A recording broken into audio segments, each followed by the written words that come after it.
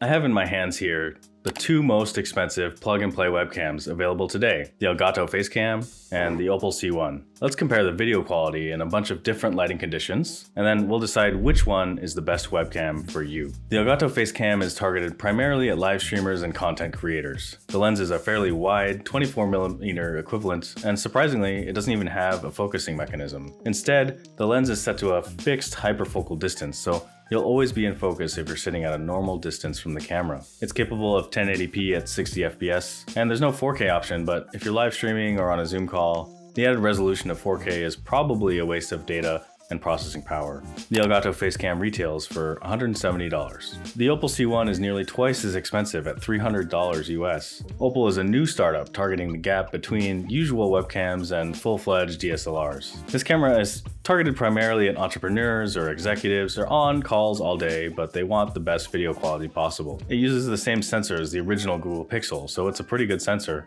And it comes with an onboard processing chip, so it's not going to slow down your computer at all. The field of view on the Opal is narrower than the Elgato's, but that's probably a good thing for most people. The Opal defaults to 1080p at 30 frames a second, and you can choose to use it in a 4K resolution, but you might crash zoom. Let's look at those same shots side by side. Note that the Opal can be set to a fixed focal distance to get rid of that focus hunting that you see. Here's the Opal C1's bokeh effect.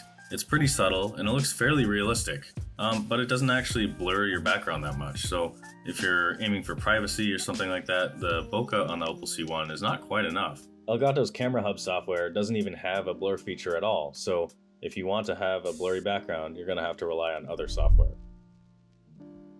I can't really do an audio test with the Elgato Facecam because, well, it doesn't have a microphone. So here I'm just using my laptop's built-in, generic, normal microphone. If you're going to stream with this, you're probably going to have an external microphone anyways. This is a sound check with the Opal C1. Tests 1 2 3 1 2 3. Please send me those TPS reports right now. Here's an audio test with the Opal C1 through Zoom instead of OBS.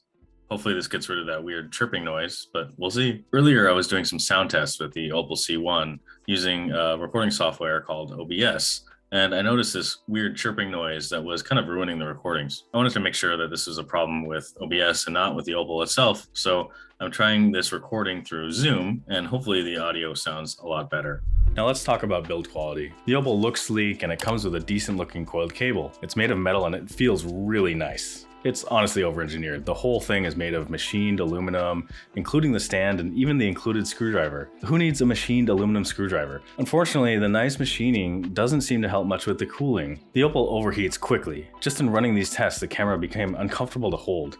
It's not going to burn you, but heat is not good for a long-term reliability. The Elgato is plastic, but it still feels well made. It's bulky and an awkward shape, but because it's plastic, it's light enough to mount on any laptop with no problems. The size of the Facecam does come with one big advantage. It never heats up, even after hours of use. I'm going to put some pros and cons on the screen right now. Feel free to pause the video if you need to. So, we've looked at these two expensive webcams. Should you get one of these webcams? Honestly, they're both very, very expensive for what they do, and most people could get by just fine with their laptop's built-in camera or a cheaper webcam from Logitech or some no-name brand. But if you want high-quality video without the hassle of a full-fledged DSLR setup, these are the best available options.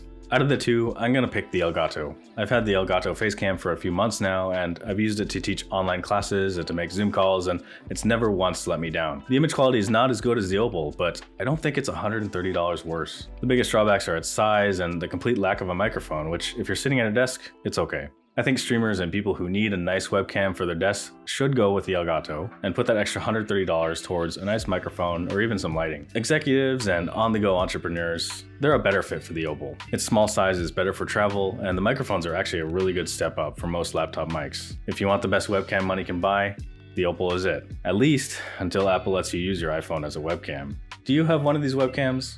Leave a comment below. If you enjoyed this video, check out this video about how to make eye contact on Zoom calls. See ya. Special shout out to Marcus.